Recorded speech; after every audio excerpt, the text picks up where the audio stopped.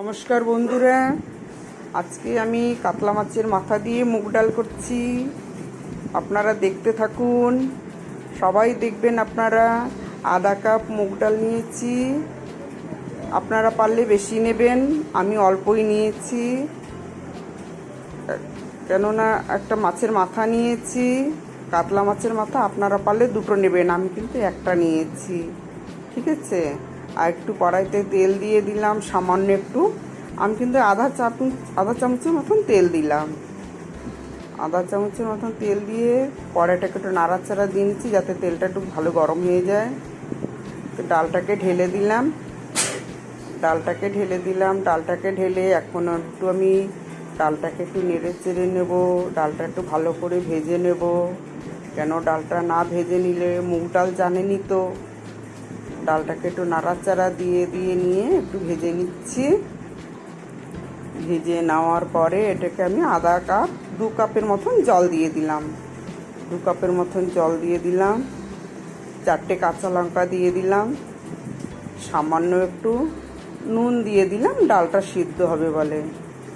ডালটাকে তারপর একটু নাড়াচাড়া দিয়ে নেব। নাড়াচাড়া দিয়ে আমি ডালটাকে ঢেকে দেবো। ডালটাকে ঢেকে দিলাম। ডালটা সিদ্ধ হতে 2-3 মিনিট লাগবে। দেখলাম একটু ডালটা ঢাকনিটা খুলে নাড়াচাড়া দিয়ে ডালটা গলেছে নাকি, কিন্তু না, ডালটা সিদ্ধ হয়নি, একটু দেরি হবে, মুগ ডাল তো দেরি হয়। ঢাকনা খুলে দেখলাম ডালটা কিন্তু এখন সিদ্ধ হয়ে গেছে। ডালটা সিদ্ধ হয়ে যাওয়ার পর একটু হলুদ দিয়ে দিলাম, 1 চামচের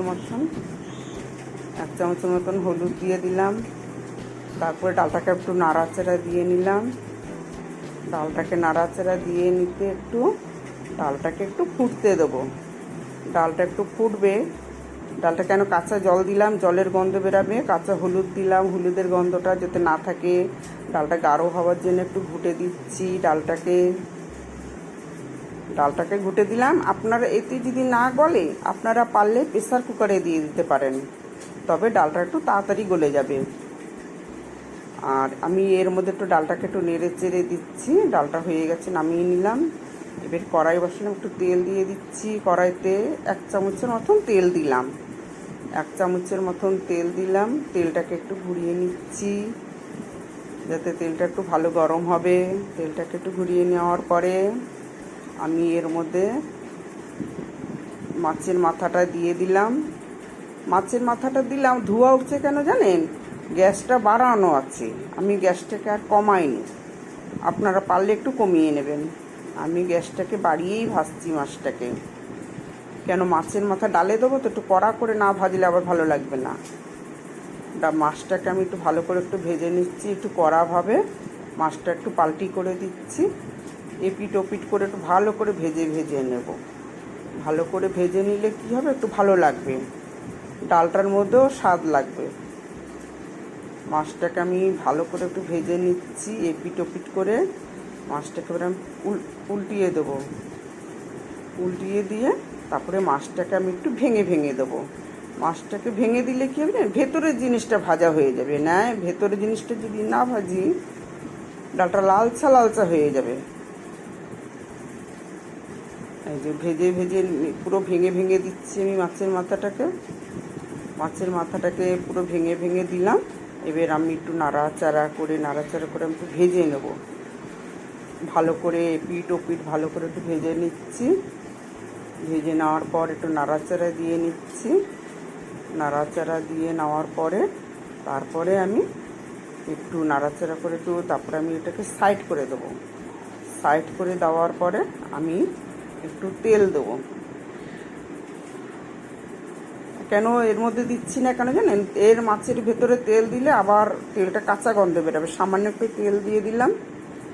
সামান্য একটু তেল দেওয়ার পর একটু জিরা দিয়ে দিচ্ছি। তেলটা গরম হলো নাকি একটু দেখলাম, তেলটা গরম হয়ে গেছে। হ্যাঁ, একটু জিরা দিয়ে দিচ্ছি। তেলটা গরম হয়ে যাওয়ার পরে একটু জিরা দিয়ে দিচ্ছি। একটা লঙ্কাকে 3 টুকরো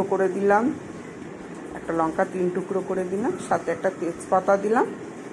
আপনারা পারলে বেশিও দেবেন, কেন ডাল অল্প না, ডাল অল্প বেলা আমি অল্পই দিলাম। আপনারা পারলে একটু বেশি দেবেন। আপনারা পারলে একটু বেশি দেবেন। এর মধ্যে দেখুন আর একটু ওই মাছের মাথা দিয়ে জিরে শুকনো লঙ্কা দিয়ে একটু নেড়ে চেড়ে নিচ্ছি।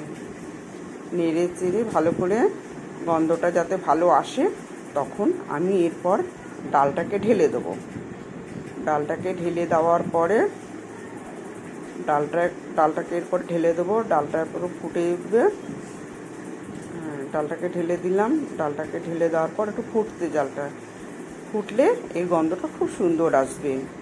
ডালটা ফুটতে ফুটতে আমি এর মধ্যে দেবো সামান্য একটু চিনি দিয়ে দিলাম। সামান্য একটু চিনি দেওয়ার পরে কেন আমি চিনি দিলে কি হয়, মাছের মাথার গন্ধটা সুন্দর আসবে, ডালের মধ্যে থেকে গন্ধটা সুন্দর আসবে। তারপরে আমি নামানোর সময় একটু গরম মশলা দিয়ে দিলাম। গরম মশলা দিলে আঁশটা গন্ধটা থাকে না মাছের। নমস্কার বন্ধুরা, ভালো লাগলে শেয়ার করবেন। আপনারাও ঘরে এটা ট্রাই করে দেখবেন, খুব খুব ভালো লাগে খেতে। নমস্কার।